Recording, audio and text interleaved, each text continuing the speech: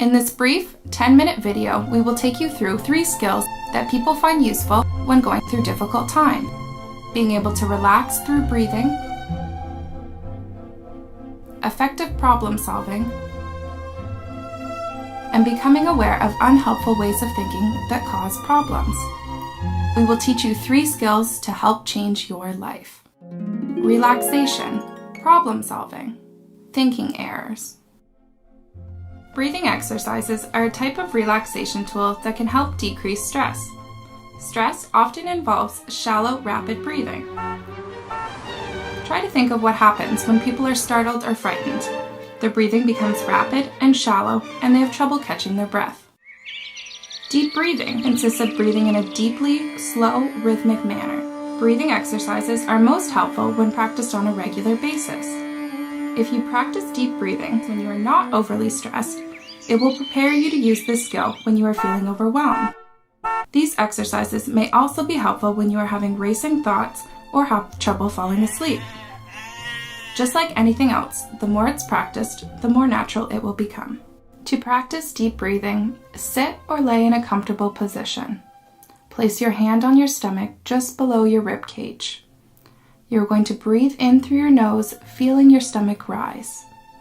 Okay, now inhale with me for 1, 2, 3, and now breathe out slowly through your mouth for 4, 5, 6. Do this as many times as possible, and if you're just starting out, aim for at least 15 to 20 minutes of deep breathing. We can all have problems that make us unhappy, that make our lives difficult.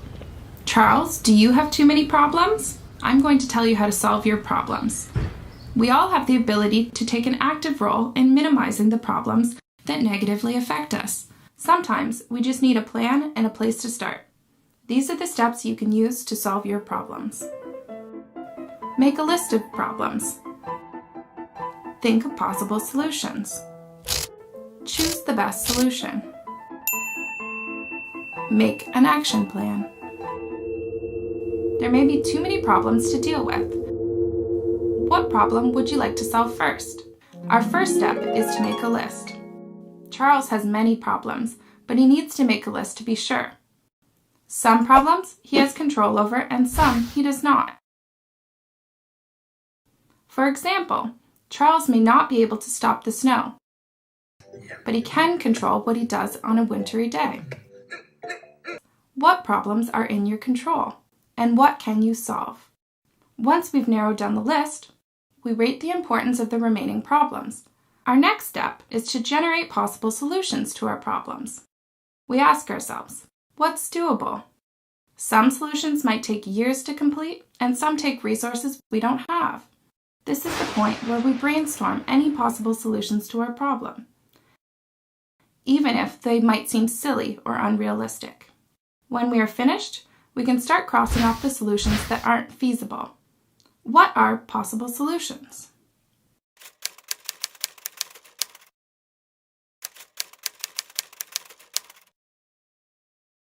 Rob a bank, borrow money from your brother, don't pay your bills, sell some CDs, play the lottery.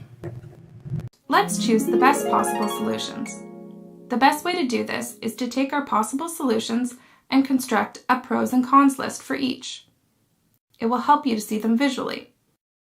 Let's look at robbing the bank. This looks like there are more cons than pros. Let's look at borrowing money. This looks like a good solution. By being realistic and thinking creatively, you can begin to see which solutions will be best for you. In this case, Charles will borrow money from his brother. He will have to decide on a plan to implement this solution. Let's watch as Charles breaks it down into steps. 1. Contact my brother. 2. Ask a friend to give me a ride to my brother's place. 3. Choose a day. 4. Visit with my brother. Now is the time to act on your plan. Begin the steps you've outlined. When it's complete, don't forget to evaluate the plan. Watching your thoughts can help you identify errors in your thinking that create problems and stress. For example, Charles is enjoying a nice afternoon nap. He is awoken to an unknown noise at the door. You can see that different thoughts go through his mind. For example, there's an angry stranger at the door. Hey! Or a neighbor threw something. Or maybe it was the wind. As you can see, there are many different emotions and behaviors associated with each of these different thoughts. Allowing this type of thinking to dominate can cause undue stress.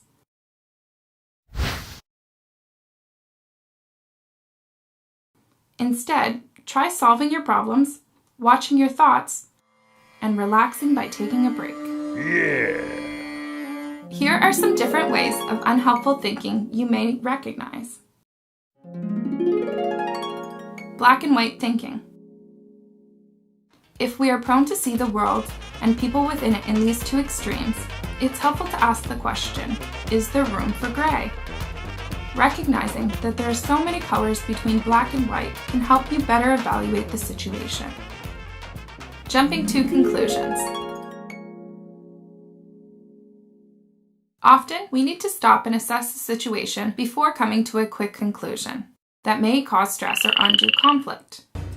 Jumping to a conclusion can be hasty, when instead, reserving judgment can create safety and security. Maximization and minimization.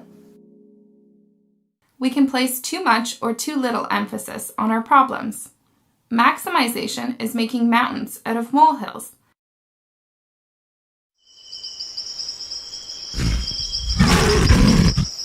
And minimization is making molehills out of mountains. Achieve balance between both extremes. Overgeneralization. Sometimes, one negative piece of information can drown out all of the overwhelming positivity around us. Personalization. Or we can take things too personally. Maybe we compare ourselves to others too much, or believe that our actions have a huge effect on others when in fact they do not. 3 skills to help change your life.